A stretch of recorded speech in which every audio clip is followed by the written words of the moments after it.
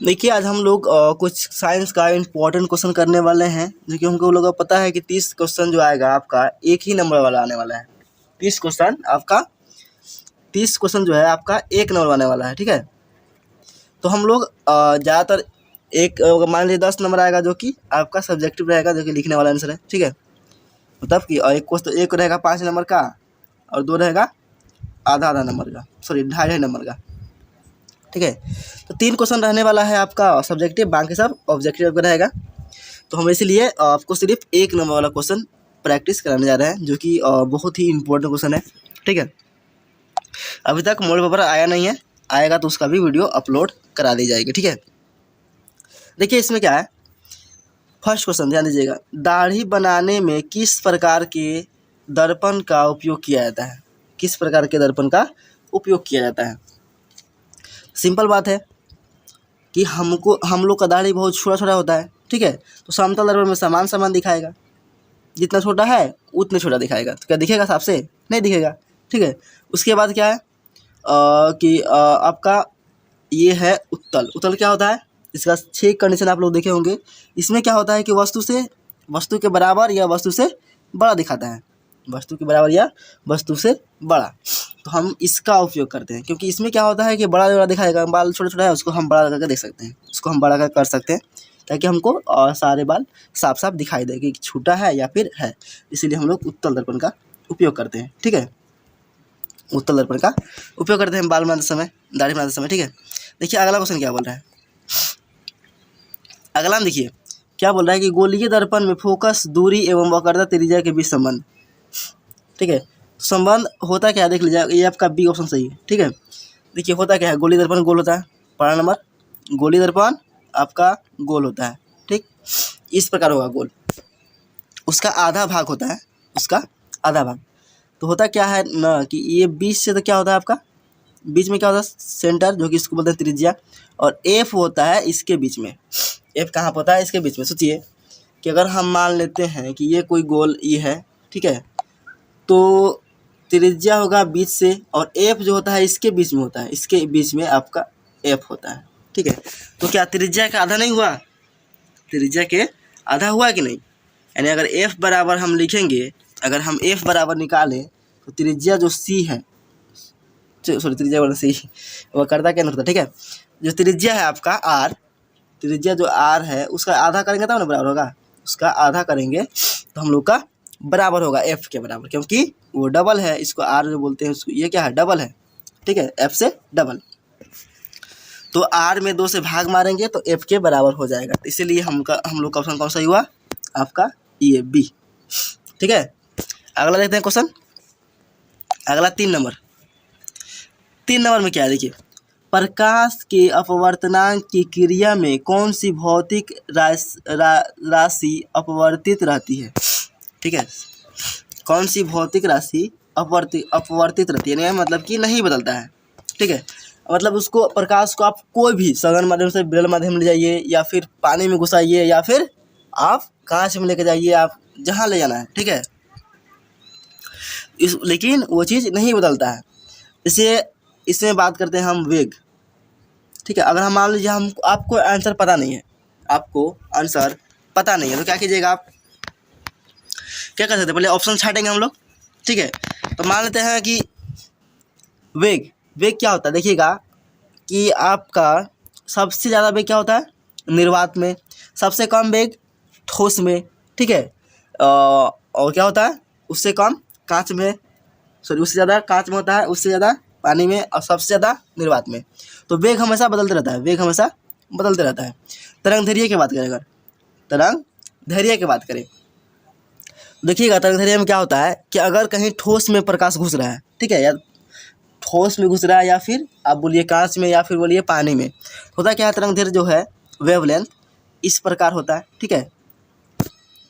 मतलब कि उसका जब सुलह होगा ना, प्रकाश अगर सुलह होता है, तो देखिए ये जो है ना सीधा वेग पर निर्भर करता है, तरंग दैर्घ्य जो है वेग पर निर्भर करता है। अगर जहाँ वेग सुलह हुआ तहाँ तरंग दैर्घ्य छोटा होने लगेगा, छोटा, ठीक है।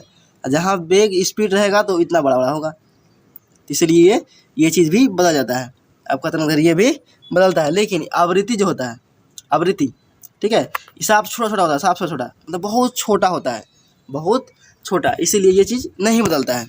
आप कोई भी माध्यम घुसा दीजिए इसको, प्रकाश को आप कोई भी माध्यम घुसाइएगा ना तो इस जो है वही रहेगा, सेम टू सेम रहेगा।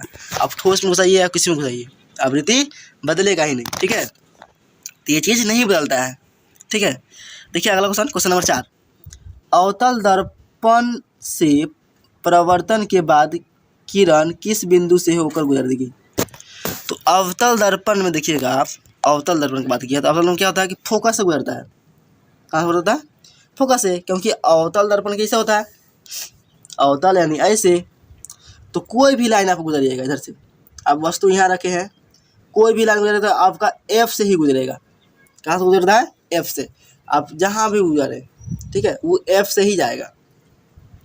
उत्तल होता है इस प्रकार, लेकिन अवतल होता है इस प्रकार। इस बनाते हैं जब हम लोग ये वस्तु रखते हैं तो कहाँ जाता है? एफ से कटता है, हमेशा एफ से ही कटेगा, तो इसीलिए एफ से ही जाता है, ठीक है। क्वेश्चन नंबर देखिए 5। अब 5 में क्या है, किसी दर्पण से वस्तु की कहीं भी रखने से वस्तु के बराबर आकार का सीधा प्रतिबिंब बनाता है, दर्पण होगा। अच्छा, कौन सा दर्पण है जिसमें, आप लोग पढ़े होंगे तो आपको पता होगा, कौन सा दर्पण है जिसमें मतलब कि वस्तु जो है, ठीक है, जहाँ हम रखते हैं वस्तु, कहाँ रखते हैं कि आपका फोकस और वस्तु का आकार जो बनता है फोकस, ठीक है, दोनों बराबर होता है, दोनों बराबर होता है, दोनों बराबर। तब आप गौर कीजिएगा, आप जब उत्तल दर्पण बनाते होंगे ना, उसमें 6 कंडीशन होता है, उसमें एक कंडीशन होता है कि आपका वस्तु और फोकस, सॉरी, जो फोकस आता है, जो वस्तु का प्रतिबिंब है, ठीक है, और जो मतलब कि फिर वापस जब कटता है जहाँ से, तो वस्तु का साइज दोनों का बराबर होता है, ठीक है।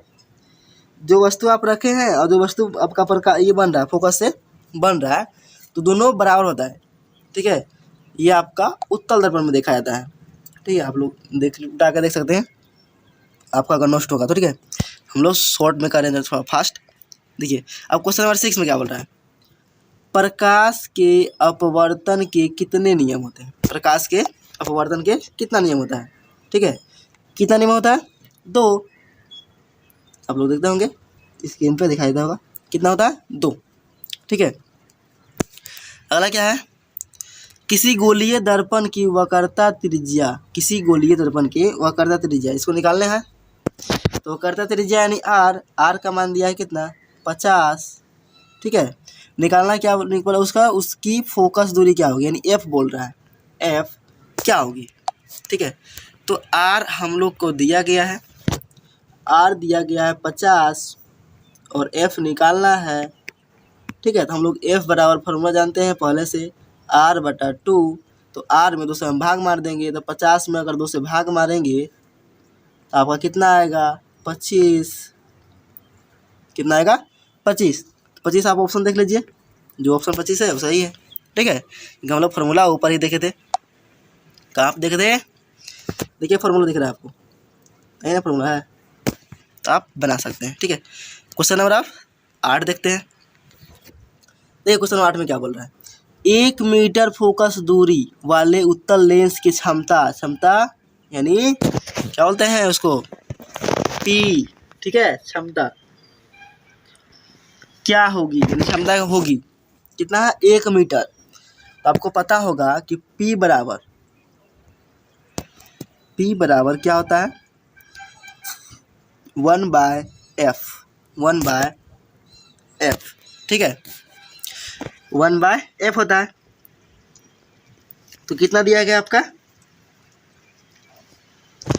कितना है? 1 मीटर फोकस दूरी यानी 1 इसका मान दिया है, f का मान कितना दिया है? 1। अगर f का मान 1 दिया तो p बराबर कितना हो जाएगा? 1/1। कितना हो जाएगा आपका? p बराबर 1/1। p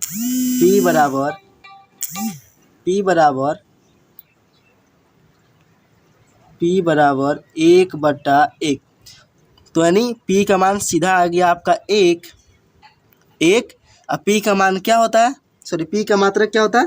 क्षमता का मात्रक डायोप्टर, क्षमता का मात्रक डायोप्टर यानी 1d। तो आपको 1D कहाँ दिख रहा होगा, ये, ठीक है। 1D होता है यानी आपका डायोप्टर होता है मात्रक, पी का मात्रक। तो हम पी का कुछ भी मान निकालेंगे तो उसका इसे होता है ना, मान लीजिए आप अगर हम लोग मतलब कि चावल गेहूँ नापते हैं तो केजी में नापते हैं, उसी प्रकार क्षमता नापते हैं क्या चीज़ में, डायोप्टर में। क्या चीज़ में, डायोप्टर, इसीलिए उसका मात्रक डी दिया गया है चारों में, ठीक है। तो ये आपका ऑप्शन बी सही है। देखिए क्वेश्चन नंबर 9, इसमें क्या बोला, किसी उत्तल लेंस की फोकस दूरी हमेशा होती है, यानी फोकस दूरी कहाँ क्या होती है, प्लस में कि माइनस में कि आपका क्या होता है, अनंत, ठीक है, कि जीरो। अब ध्यान दीजिएगा इसमें आपको कि उत्तल लेंस का बात हो रहा है, यानी उत्तल लेंस किस प्रकार होता है, अब लोग को फिगर दिखता होगा, ठीक है। तो हमसे देखिएगा एफ जो इसका होता है, ये अगर मान लीजिए 20 सेंटर ये है आपका, ठीक है, तो एफ हमेशा कहाँ बनता है, इधर। एफ कहाँ बनता है, दाहिने साइड। तो दाहिने साइड क्या होता है, हम लोग संख्या रेखा में देखे हैं कि 0 होता है, फिर 1, फिर 2, फिर 3, यानी इधर माइनस में 1, माइनस में 2, तो कुछ भी फोकस आएगा तो फोकस आपका इधर है तो आपका प्लस में होगा। लेकिन वही बात करते हैं अगर अवतल लेंस, अवतल लेंस क्या होता है कि अवतल लेंस का उल्टा होता है, जस्ट उसका होता है ऋणात्मक में, यानी नेगेटिव, लेकिन इसका क्या होगा आपका पॉजिटिव। तो ऑप्शन आपका ई सही है, ठीक है। अगला देखते हैं क्वेश्चन नंबर, अगला है आपका क्वेश्चन नंबर 10, प्रकाश का न्यूनतम क्या है, वेग न्यूनतम होता है, ठीक है। प्रकाश का न्यूनतम वेग होता है, कहाँ पे होता है आपको पता है, सबसे न्यूनतम होता है ठोस में, ठीक है, सबसे अधिक निर्वात में। तो न्यूनतम ठोस यहाँ क्या दिख रहा है आपको फिगर में दिखाई देता होगा पूरा साफ साफ, कौन किस में कम होता है सबसे ज़्यादा, ठीक है।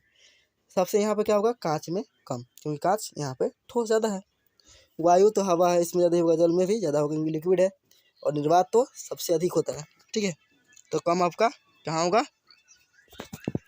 कांच में, ठीक है।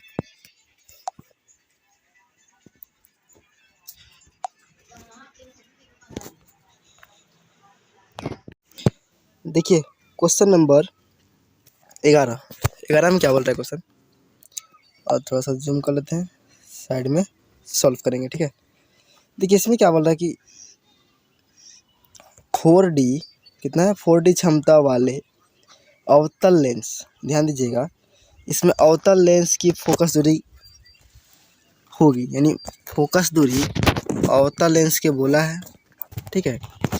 और 4D दिया गया है, यानी ई का मान जो है आपका, डी किसका होता है, डायोप्टर मात्रक आपको होता है क्षमता का।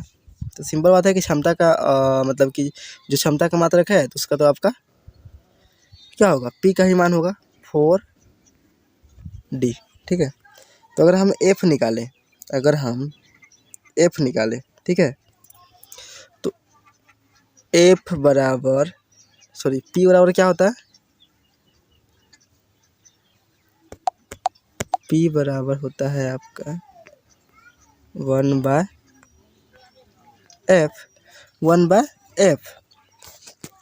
तो हम क्या करेंगे, पी की जगह पर कितना रखेंगे, 4D, पी की जगह पर कितना रखेंगे 4D। तो क्या हो जाएगा आपका,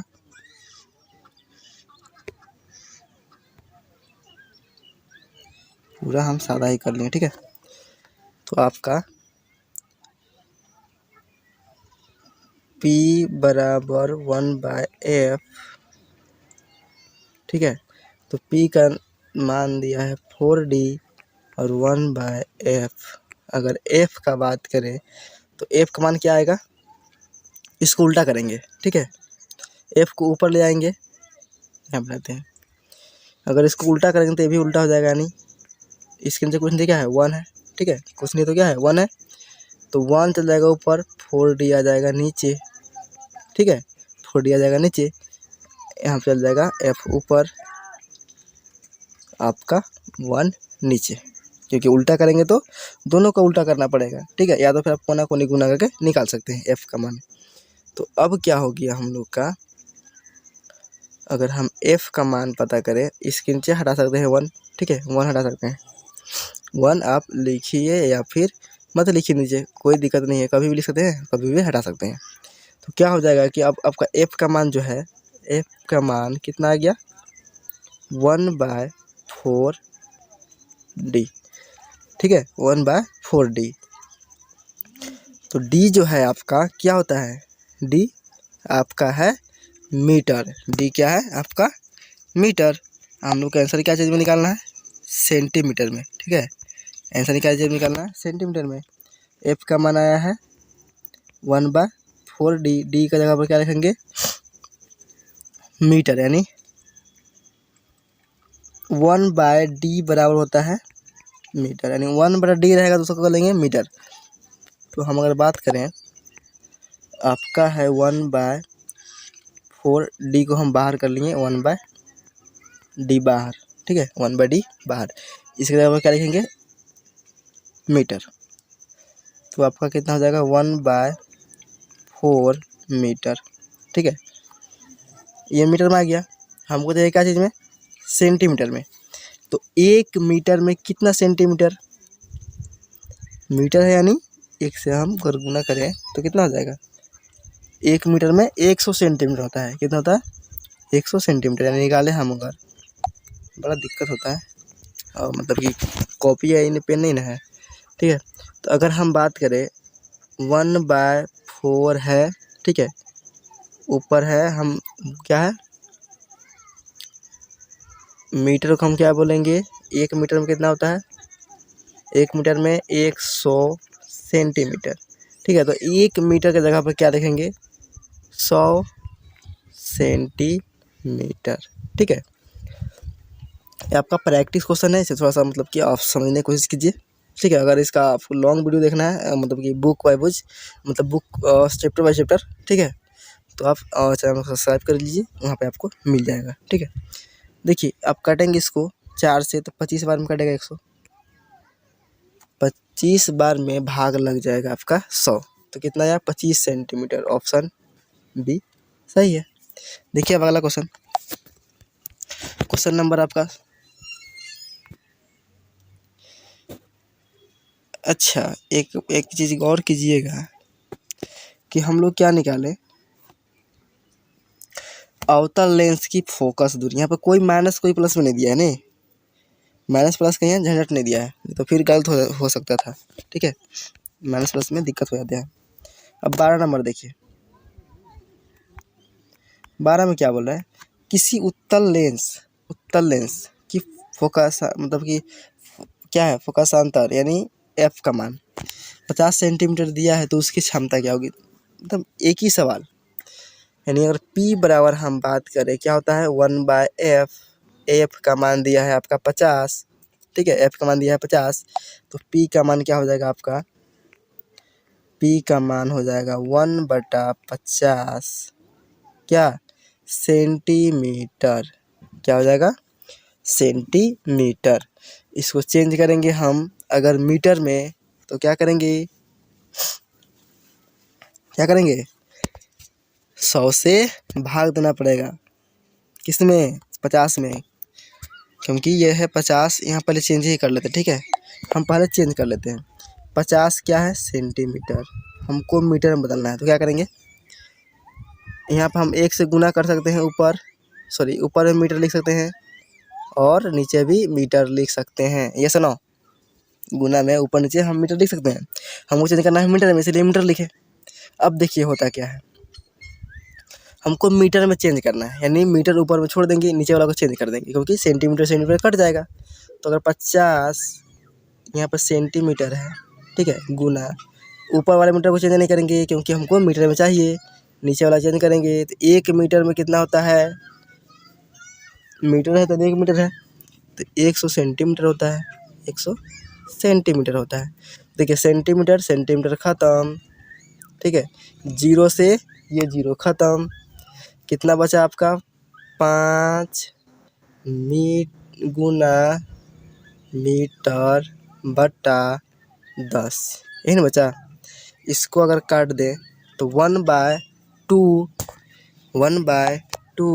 क्या आया था, 5/10, ये मीटर, यही था ना। तो इसको कटेगा तो कितना आएगा, 1/2 मीटर, यानी 1/2 मतलब हाफ, 1/2 मतलब क्या आया, हाफ, सॉरी 1/2 क्या आया, ये आपका एफ का मान, अगर हम 50 था सेंटीमीटर एफ का मान, तो ये अब आ गया आपका हाफ, यानी एफ का मान बोले तो 50 से क्या हो गया, आधा मीटर, क्योंकि 50 सेंटीमीटर था, तो 100 सेंटीमीटर रहता है तो कितना होता है, 1 मीटर, यहाँ है 50 सेंटीमीटर, तो कितना हो जाएगा ये, हाफ मीटर। अब हम निकाल लेते हैं पी का मान, ठीक है। तो पी बराबर पता है कि पी बराबर जो होता है 1/f, ठीक है, और एफ का मान कितना है, 1/1/2, यही ना एफ का मान है। देखिए बटा में सब ऊपर करेंगे तो क्या आ जाएगा, चल जाएगा ये गुना, सॉरी आ जाएगा 2 ऊपर 1 नीचे, यानी ऊपर चल जाएगा 2 1 नीचे, ठीक है। नीचे 1 का कोई वैल्यू नहीं, यानी पी का मान कितना आया, पी का मान आपका 2, क्योंकि नीचे आपका किसी भी नंबर में 1 से भाग दे सकते हैं, ठीक है, कोई चेंज नहीं होता है। तो पी का मान आया 2, लेकिन हम लोग अब बात करेंगे कि पी का मान तो 2 डायोप्टर आ गया, ठीक है, 2 डायोप्टर, पी का मान क्या आता है, डायोप्टर में आता है, ठीक है। तो 2 तो आ गया, लेकिन इसमें एक चीज़ की दिक्कत हो रहा है कि ये माइनस में होगा कि प्लस में, ठीक है, माइनस में होगा कि प्लस में, 2 तो पता है 2 होगा, यहाँ 2 क्या चीज़ दिया है, एगो माइनस में एगो प्लस में, तो क्या है, उत्तल लेंस, उत्तल लेंस का फोकस क्या चीज़ में होता है, फोकस होता है आपका प्लस में, क्या होता है, प्लस में, तो फोकस से ही क्षमता निकलता है, तो वो भी होगा प्लस में, यानी ऑप्शन डी सही है। अगला क्वेश्चन क्या है, प्रकाश का वेग सर्वाधिक होगा, सर्वाधिक मतलब ज़्यादा, सबसे ज़्यादा कहाँ होगा, जहाँ पे कुछ नहीं होगा, जहाँ पे कुछ नहीं होगा, ठीक है। तो देखिए हवा में तो हवा है, इससे घर्षण होगा, पानी में पानी है, उससे घर्षण होगा, वो रोकेगा पानी, कांच तो और रोकता है, तो निर्वात में सबसे अधिक होता है, क्योंकि निर्वात में क्या होता है, कुछ नहीं होता है, निर्वात एक माना गया है कि निर्वात में हम माने तो जहाँ कुछ ना रहे, जहाँ कुछ भी ना रहे, तो वहाँ सबसे बेसी प्रकाश का वेग होता है। देखते हैं अब अगला क्वेश्चन आपका 14 नंबर, ठीक है। दिए गए प्रक्रम में कौन सा ऊष्मक्षेपी अभिक्रिया है, ऊष्मक्षेपी मतलब जहाँ से ऊर्जा निकलता हो, जहाँ से ऊर्जा निकलता हो, ठीक है। तो वहाँ कहाँ से ऊर्जा निकलेगा, सोचिए, हम लोग पढ़े थे क्या, श्वसन क्या होता है आपका, ऊष्मक्षेपी अभिक्रिया, श्वसन क्या होता है, ऊष्मक्षेपी अभिक्रिया, ठीक है, श्वसन क्या होता है, ऊष्मक्षेपी अभिक्रिया होता है। लेकिन हम लोग कैसे पता करेंगे, देखिए हम मान लेते हैं पाचन, पाचन में क्या होता है, अगर शरीर आप कुछ भी आप खाएं अंदर, ठीक है, कुछ भी खाएं अंदर, तो पचाने में क्या होता है, उसको अगर कोई भी चीज़ को पचाएगा, चाहे आप मशीन एक मान लीजिए, नॉर्मल मशीन, ठीक है, नॉर्मल मशीन में अगर कुछ भी डालिएगा उसको मतलब कि पूरा ये करने के लिए टुकड़ा टुकड़ा, मान लेते हैं आपको आप आटा चक्की की मशीन देखे होंगे, ठीक है, उसमें क्या होता है कि आप ऐसे डालते हैं गेहूँ तो उसको आटा बनाता है, ठीक है, तो क्या करता है उसमें ऊर्जा लगता है, लगता था ना, वो मिही मिही होता था, पूरा आटा जैसा होता है, पाउडर जैसा, तो उसमें ऊर्जा लगता है पाचन करने में, शरीर के अंदर भी पाचन होता है तो उसके अंदर आपका ऊर्जा लगता है पाचन करने में, ठीक है। तो इसमें ऊर्जा निकलता नहीं है, ऊर्जा और इसमें लगता है, ऊर्जा इसके अंदर घुसता है, ठीक है, मतलब इसी में ऊर्जा लेता है और निकलता नहीं है, ठीक है। ऐसे ये श्वसन हुआ, श्वसन मतलब हम भोजन ग्रहण किए, यानी भोजन हम ग्रहण किए, ना कि हम पचा रहे हैं, भोजन हम सिर्फ ग्रहण कर रहे हैं, तो क्या होता है अंदर पचता है, पचने में तो ऊर्जा लगता है, लेकिन जब पूरा पच के ग्लूकोज बनता है उसके बाद क्या होता है, हम लोग को ताकत मिलता है, यानी ऊर्जा मिलता है, तो ये चीज़ सही है आपका श्वसन, उसमें क्षेपीय अभिक्रिया होती है, बाकी आपका कोई नहीं होता है, ठीक है। जैसे उत्सर्जन है, उत्सर्जन में क्या होता है, जब तक आप कोई चीज़ से मान लीजिए उत्सर्जन, आप देखे होंगे कि अलग इलेक्ट्रॉन के बारे में जानते होंगे, तो क्या होता है ताप बढ़ाने पर इलेक्ट्रॉन बहुत फास्ट मूव करता है, ठीक है, बहुत फास्ट मूव करने लगता है, तो क्या होता है कि इसमें ताप लगाना पड़ेगा, यानी टेम्परेचर हमको देना पड़ता है, तब ये उत्सर्जन होता है ज़्यादा, ठीक है। लेकिन श्वसन में क्या होता है कि हम एक बार खाना ग्रहण किए, अंदर पचे उचेगा, उसके बाद ऊर्जा मिलता है, तो श्वसन मतलब ये सही है, आपका आंसर क्या होगा इसमें, श्वसन, ऑप्शन ए, श्वसन आपका क्या होता है, ऊष्मक्षेपीय अभिक्रिया।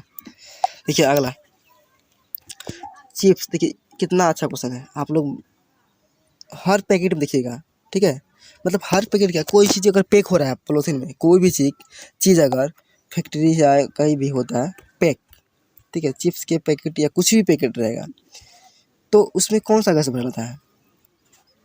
कोई भी आप ले लीजिए, ऐसे नहीं बोलता था कि ये पैकेट में कैसे हवा भरा हुआ है, छोट मतलब कि ज़्यादातर तो बोलता है कि इसमें तो आधा आधी हवा है और थोड़ा सा कम रहता है। जैसे चिप्स आप खाते हैं ना, तो इसमें फाड़ेगा तो हवा निकलता है, तो हवा जब क्या रहता है, ऑक्सीजन रहता है या हाइड्रोजन रहता है या फिर कार्बन डाइऑक्साइड रहता है। सोचिए ऑक्सीजन रहेगा तो साला तुरंत उसको खराब करेगा, ठीक है। ऑक्सीजन क्या करता है, खराब कर देता है। आप सोचिएगा, दिक्कत तो नहीं है। आप मान लीजिए, अब क्या होता है, रोटी चावल जो भी होता है बना कर रख देते हैं, एक दिन हुआ, अगर ऐसे बाहर बाहर में है, वहाँ क्या होता है, ऑक्सीजन हमेशा रहता है, तो क्या करता है, उसको खराब कर देता है, उसको खराब कर देता है। विकृत गंधिता से बचाने के लिए बोल रहा है, तो वो खराब कर देता है, तो ये तो होगा नहीं, ऑक्सीजन बड़ा खराब होता है, सब हर चीज़ खराब करता है। दूसरा बात हाइड्रोजन। हाइड्रोजन तो यहाँ क्या होता है, हाइड्रोजन कहाँ होता है, बहुत ऊपर, ठीक है। अब कार्बन डाइऑक्साइड तो इसी प्रकार खराब चीज़ है, क्योंकि हम लोग शरीर से क्या छोड़ते हैं, कार्बन डाइऑक्साइड छोड़ते हैं। देखिए कभी भी चिप्स थैली में इसको भरेगा, खाने वाली चीज़ में इसको भरेगा नहीं भरेगा, क्योंकि ये हानिकारक है। हाइड्रोजन तो भर नहीं सकता है। हाइड्रोजन कितना खतरनाक होता है, जहाँ हाइड्रोजन अगर भरेगा तो पॉलीथीन टिक पाएगा उसका आगे, लोहा तो कट जाता है हाइड्रोजन से। लोहा काटने के लिए हम लोग हाइड्रोजन उपयोग करते हैं। तो अगर चिप्स की थैली में हाइड्रोजन भरेगा तो हाइड्रोजन चिप्स की थैली टिकेगा, पॉलीथीन तुरंत जल जाएगा, ठीक है। इसमें नाइट्रोजन गैस भरा जाता है। नाइट्रोजन जो गैस है ना, बहुत ही अच्छा होता है, जैसा आप भरेंगे वैसा ही रहेगा, हमेशा वैसा ही रहेगा, खराब नहीं होने देगा, ठीक है। तो विकृत गंधिता खराब होने से बचाने के लिए नाइट्रोजन गैस भरा जाता है। नहीं, नाइट्रोजन गैस उसमें डाला जाता है, आधा आधी, मतलब पूरा पैकेट में नाइट्रोजन गैस भर देता है, उसके बाद पैक कर देता है। अगला सवाल आपका आ गया, देखिए क्या है, जंग लगना किस प्रकार की अभिक्रिया है? तो जंग लगना जो होता है ना, रिडॉक्स अभिक्रिया होता है। क्या होता है, रिडॉक्स, यानी उपचयन अपचयन जो होता है ना, वही अभिक्रिया। लेकिन क्या है यहाँ पे, वो आपका ऑप्शन दिया नहीं है, आपका ऑप्शन दिया नहीं। लेकिन हम लोग को पता है क्या है कि Fe जो होता है, Fe जो होता है लोहा, अगर उसमें हम जंग लगा रहे हैं तो क्या होता है, O2 के मतलब कि क्या होता है, ऑक्सीजन से लगता है, नहीं हवा के नमी से जंग लगता है, तो यानी दो चीज़ मिलता है तब जंग लगता है। तो संयोजन अभिक्रिया सिंपल दिख रहा है कि ये चीज़ मिल रहा है तब जाके जंग लगता है, तब का संयोजन अभिक्रिया हो गया, ठीक है। उसके बाद अगला क्या बोल रहा है, दिए गए, देखिए दिए गए अभिक्रिया किस प्रकार की उपचयन हो रहा है, किसका, हाँ किस पदार्थ का उपचयन हो रहा है। नहीं उपचयन मतलब क्या होता है, अपचयन मतलब जहाँ ऑक्सीजन भागे, जहाँ से ऑक्सीजन भाग रहा है उसका अपचयन होता है। जहाँ ऑक्सीजन जुड़ रहा है, जहाँ O2 वो जुड़ रहा है, उसको क्या बोल रहा है, उपचयन हो रहा है उसका। तो देखिए अगर हम बात करें यहाँ पे क्या बोला है, उपचयन, तो उपचयन किसका, किसके पास ऑक्सीजन जुड़ रहा है, सी के पास। देखिए सी के पास, यहाँ तो सी के पास नहीं था ऑक्सीजन, लेकिन यहाँ सी के पास आ गया, तो किसका उपचयन हो रहा है, सी का। अगर यहीं पे क्वेश्चन घुमा देता, उपचयन की जगह पर अपचयन लिखता, अपचयन, ठीक है, अपचयन लिखता तो क्या होता, अपचयन किसका, जहाँ से ऑक्सीजन भाग रहा है, तो कहाँ से भाग रहा है, Zn से, Zn से आपका ऑक्सीजन क्या हो रहा है, भाग रहा है, ठीक है। Zn से ऑक्सीजन भाग रहा है, तो वहाँ पे आपका होता है। लेकिन यहाँ बोला है कि उपचयन मतलब जहाँ कहाँ जुड़ रहा है, जिसके पास जुड़ रहा है वो आपका सही है, सी आपका सही है। अगला क्वेश्चन देखते हैं, क्वेश्चन नंबर 18। इसमें क्या बोला है कि देखिए दिए गए कौन सा रासायनिक समीकरण संतुलित है। तो आप लोग संतुलित करना सीखे होंगे, आप लोग संतुलित करना सीखे होंगे ना, ये संतुलित करना बहुत ही इम्पोर्टेंट है। पूछना फिक्स है इसका, 1 से 2 से 3 नंबर तक पूछता है, ठीक है, यानी 2 से 3 नंबर पूछता है। संतुलित करना है, सिंपल देखिए कौन सा संख्या संतुलित किया गया है, सिंपल दिख रहा है आपको, बड़ा वाला ना देखिए, बड़ा वाला देखना ही नहीं है, छोटा वाला पे देखिए इसको, H2O2, ठीक है। यहाँ H2 को है, यहाँ H2 को है, यहाँ H4 को है, क्योंकि 2 था, 2 से गुना कर दिया 4, तो ये बराबर नहीं है, ये नहीं होगा, ये ऑप्शन ख़त्म, ये होगा ही नहीं। अगला देखते हैं ये वाला कितना है, यहाँ पे Al2 को है, यहाँ Al4 से गुना कर दिया तो Al4 को हो गया, ये भी बराबर नहीं है। उसके बाद देखिए यहाँ पे कितना है, Cu जो है यहाँ 2 को है, Cu यहाँ 1 को है, ये भी बराबर नहीं है, ठीक है। तो कौन बचा आपका, बचा ये वाला, तो ये वाला सही होगा क्योंकि तीनों गलत, तो एक सही होना है फिक्स। अब देख लेते हैं इसमें सही है क्या गलत। तो ये कैल्शियम सी है, यहाँ पे एक है, यहाँ पर एक है, ठीक है, बराबर है।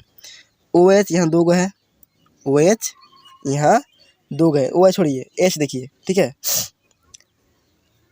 चलिए हम क्या देखते हैं, हम देखते हैं ऑक्सीजन पहले। सी ये तो बराबर है, ऑक्सीजन देखते हैं। ऑक्सीजन यहाँ 1, यहाँ पे 3, 4 हो गया, तो यहाँ पे 2, और ऑक्सीजन यहाँ पे कितना है 2, क्योंकि OH2 है, होल 2, यानी हाइड्रोजन में 2 गो, ऑक्सीजन में 2 गो। तो यहाँ 2 गो ऑक्सीजन, यहाँ 2 गो ऑक्सीजन, यहाँ 1 ऑक्सीजन, यहाँ 3 गो ऑक्सीजन, तो इधर हो गया 4, 3 के बाद भी 4 है उत्पाद में, और आपका अभिकारक में भी 4 है, तो ये बराबर है, ठीक है। अब अगला देखते हैं, अगला क्या है आपका, अगला है सी ए बराबर ऑक्सीजन बराबर। अब देखना है एच, तो एच यहाँ 2 गो है, ठीक है, एच यहाँ 2 गो है, ये भी बराबर है। अब बचा सी, सी यहाँ जो है आपका एगो है, और यहाँ पर भी सी, अच्छा देखिए ध्यान से, यहाँ पे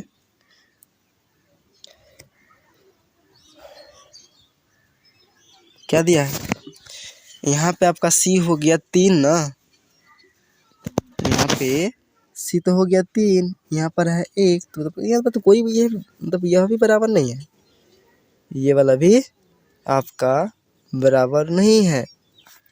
अच्छा, तो कोई तो बराबर होना चाहिए ना, फिर से देखते हैं, यहाँ 2, यहाँ 2, अच्छा नहीं, ये भी आपका बराबर नहीं है, क्योंकि हाइड्रोजन यहाँ 4 हो रहे हैं, यहाँ 2 ही है। AL ये भी बराबर नहीं है, कोई तो बराबर देना चाहिए ना। CO प्लस O2, देखिए यहाँ पे 2 रहता तो ये बराबर होता, ठीक है। तो यहाँ पे कोई संतुलित नहीं है, कोई संतुलित नहीं है, थोड़ा सा मिस्टेक हुआ होगा, ठीक है, इसमें थोड़ा सा मिस्टेक हुआ होगा, ठीक है। अगर यहाँ पे 2 लगाता तो ये वाला सही होता, ठीक है, लेकिन यहाँ पे 2 लगाया नहीं, ये भी गलत है, सब पूरा गलत है, ये क्वेश्चन मिसप्रिंट हो गया होगा, ठीक है। देखते हैं अगला, आप लोग अगर बराबर करना जानते होंगे तो आपका तो गलत होगा ही नहीं, ठीक है। देखिए इसमें क्या है, देखिए हम लोग थोड़ा समझ के पढ़ रहे हैं, ठीक है। सिर्फ आप लोग अगर आप जानते होंगे तो थोड़ा फास्ट करके वीडियो देख लीजिएगा, अगर नहीं जानते होंगे तो फिर अलग बात है, आराम से देखिएगा सुलह करके। देखिए क्या बोल रहा है, दिए गए चित्र में कौन सी अभिक्रिया हो रही है, कौन सी अभिक्रिया हो रही है। चलिए हम ऑप्शन सोल्व करते हैं, ऑप्शन से, ठीक है। तो हम अगर बात करें संयोजन अभिक्रिया, ठीक है, हम इसी के पर ले लेते हैं। संयोजन अभिक्रिया क्या होता है, इसमें संयोजन मतलब मिलता है 2 अभिकारक, दाएं साइड क्या होता है, इधर होता है अभिकारक, ठीक है, और इधर होता है उत्पाद, इधर होता है उत्पाद। तो अभिकारक 2 रहता है, उत्पाद 1 बनता है, तो उसको क्या बोलते हैं, 2 या 2 से भी अधिक अभिकारक होता है, उत्पाद अगर 1 बने तो उसको बोलते हैं संयोजन। ध्यान देखिए उत्पाद 2 बन रहा है, तो ये होगा नहीं। उष्मा क्षेप यानी उष्मा निकल रहा है क्या, उष्मा निकल रहा है क्या, उष्मा तो नहीं निकल रहा है। अब देख लीजिए उष्मा कहीं नहीं दिया है, प्लस में नहीं दिया है, तो ये भी आपका उष्माक्षेपीय अभिक्रिया नहीं होगा। अब आता है वियोजन अभिक्रिया। वियोजन अभिक्रिया में क्या होता है कि 1 से 2 बनता है, एक अभिकारक से 2, तो यहाँ भी 2 है, यहाँ भी 2 है, ये भी नहीं होगा। अगला क्या है आपका, जो भी रहे उसको आप टिक कीजिए, सीधा सीधा टिक कीजिए। अब हम बता देते हैं, ठीक है। विस्थापन क्या होता है कि विस्थापन देखिए, एक जो है तत्व दूसरे तत्वों के किसी आपका एक यहाँ पूरा है ना, CuCl2, Cl को छीन लिया Pb, यानी इसको विस्थापित कर दिया, इसको इससे छीन लिया, ये वाला इसे छीन लेता है, तो ये आपका विस्थापित है। अगर क्या होता है कि अगर अदला बदली कर जाए, इसका तत्व ओ ले ले और इसका तत्व ओ ले ले, मतलब कि एक दूसरे से चेंज कर ले, तो उसको बोलते हैं द्वि विस्थापित, यानी डबल 2 बार विस्थापित होता है, ठीक है। इसमें 1 बार विस्थापित हो रहा है क्योंकि इसी के एक ही काम ले रहा है ना, ये ज़रा सिंपल एक बच जाता है, ये इससे अधिक क्रियाशील होता है, इसीलिए छीन लेता है। तो ये आपका ऑप्शन डी सही है, ठीक है। अगला देखते हैं क्वेश्चन नंबर 20। इसमें क्या है, इसमें आपका दिए गए पदार्थ में कौन सी, देखिए, गंधितीय सूचक की तरह व्यवहार करता है। मतलब देखिए गंधीय जो कि मतलब कि क्या बोलते हैं, मतलब कि गंधीय सूचक मतलब जब उसमें एसिड या बेस में डाला जाता है ना, तो उसका मतलब कि नहीं होता है सुगंध, सुगंध सुगंध जो है मतलब कि बदलता है। ठीक है, तो आपका कौन सा है वो है आपका, देखिए प्याज है ना, प्याज होता है, और फिर क्या बोलते हैं लौंग तेल होता है। ठीक है, तो वहाँ पे यहाँ पर तो लौंग तेल नहीं दिया है, सिर्फ प्याज दिया है, तो आपका प्याज हो जाएगा। लौंग तेल भी होता है। उसके बाद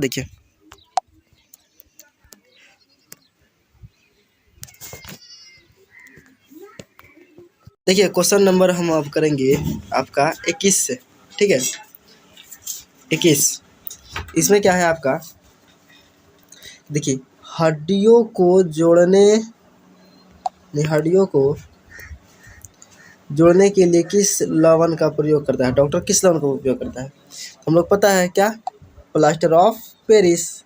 ठीक है, लेकिन प्लास्टर ऑफ पेरिस का तो नाम दिया नहीं है, यहाँ पे क्या दिया है, सिर्फ आपका रासायनिक सूत्र दिया है। तो क्या होता है प्लास्टर ऑफ पेरिस का रासायनिक सूत्र, CaSO4 हाफ H2O।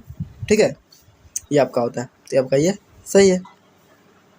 अब आता है ब्रिंजक चूर्ण। ब्रिंजक चूर्ण का क्या है, सूत्र क्या होता है, क्या होता है, देखिए एक तो है पहले चूना है, चूर्ण है ना, तो पहले तो उसमें कैल्शियम होगा। ठीक है, कैल्शियम होगा। यहाँ ब्रिंजक चूर्ण यानी Ca, देखिए इसमें क्या होता है, क्लोरीन भी होता है, CaOCl2। आपका ऑप्शन सी है। अगला क्वेश्चन, क्वेश्चन नंबर 23। इस क्षेत्र में कौन सी अभिक्रिया हो रहा है, देखिए ध्यान से देखिएगा, जूम थोड़ा कर रहे हैं। ठीक है, अब देखिए कौन सा अभिक्रिया हो रहा है, ये क्या है, जल। ठीक है, उसमें क्या कर रहा है, कैथोड और एनोड लगाया है। ठीक है, कैथोड और एनोड, इन्हीं जल का क्या कर रहा है, विद्युत अपघटन, जल का विद्युत अपघटन। ठीक है, तो इसमें क्या करते हैं हम लोग, वियोजन अभिक्रिया के एग्जाम्पल बनाते हैं ना, H2O को तोड़ते हैं तो क्या होता है, वियोजन अभिक्रिया। ये आपका ऑप्शन बी सही है। 24 देखते हैं, टमाटर में कौन सा अम्ल पाया जाता है, सबको पता होगा, ऑक्सैलिक। क्या होता है, ऑक्सैलिक। ठीक है, ऑक्सैलिक, ऑक्सैलिक बोलते हैं, ऑक्सैलिक अम्ल। अब देखिए तनुकरण क्या होता है, तनुकरण प्रक्रिया में क्या होती है, क्या होता है कि OH आयन, ये जो है OH आयन का सांद्रता में कमी होता है, विद्युत होता नहीं है। ठीक है, कमी होता है, तो आपका ऑप्शन सी। 26 का क्या है का, थोड़ा फास्ट कीजिए। 26 में बोला है निम्नलिखित में से कौन सी प्रकाशीय वियोजन का उदाहरण, यानी किस अभिक्रिया को हम प्रकाश से कर सकते हैं, सूर्य के प्रकाश से अभिक्रिया को कर सकते हैं। तो आपको पता होगा, वो भी क्या बोल रहा है, वियोजन यानी टूटना चाहिए, 1 से 2 होना चाहिए, यहाँ पे क्या हो रहा है 2 से 1, तो ये तो होगा नहीं।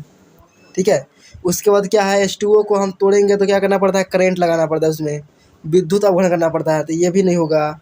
अब आ रहा है ये वाला और ये वाला। ठीक है, तो इसमें क्या होता है, आपका ऑप्शन ए सही होता है, क्योंकि ये भी पॉसिबल नहीं होता है, प्रकाश से आप कर पाइएगा इसको भी। ठीक है, हम लोग Ag इसको कर लेंगे, AgCl भी रहता है तो होता है AgBr भी है तो हो जाएगा। ठीक है, ये आपका प्रकाश से वियोजन का उदाहरण है। ठीक है, अगला क्या है, नंबर अमीबा। अमीबा जो है किस अंग से भोजन ग्रहण करता है, आपको पता होगा क्या करता है, कुटपाद से। ठीक है, कुटपाद से, इसका मुंह एक बार भोजन ग्रहण करता है उसके बाद बंद हो जाता है। ठीक है, मुंह नहीं होता है, कुटपाद होता है। उसके बाद देखिए 28वां में, पाचन प्रक्रिया में वसा का क्या है, इम्लिशीकरण कौन करता है, कौन करता है, पित्त, यही नहीं करता है। ठीक है, उसके बाद क्या है, अगला 29, हम लोग लास्ट 30 तक ही देखेंगे। ठीक है, क्योंकि हम लोग को इस बार कितना आएगा आपका 30 क्वेश्चन आएगा, 1 नंबर वाला। ठीक है, और 10 नंबर के लिए आपका 3 क्वेश्चन रहेगा, एक 5 वाला और 2 2.5 वाला। तो क्या है, कहाँ तक किए थे हम लोग, पित्त तक, ये वाला हो गया था। 29 नंबर, निम्नलिखित में से जीव को स्वपोषी पोषण होता है। ठीक है, किस जीव में स्वपोषी पोषण होता है? तो अमीबा में होता है। ठीक है, ये खुद से भोजन मतलब बनाता है। उसके बाद 30वां क्वेश्चन लास्ट है कि मानव हृदय में कितने कोष्ठ होते हैं? कितना होता है? 4। सबको पता होगा कि ये होता है आपका 4। ठीक है, आपको फिगर में भी दिखता होगा। तो अब मिलेंगे नेक्स्ट क्लास में। अगर आपको इसी प्रकार का इम्पोर्टेंट क्वेश्चन चाहिए तो आप चैनल को सब्सक्राइब कर लें।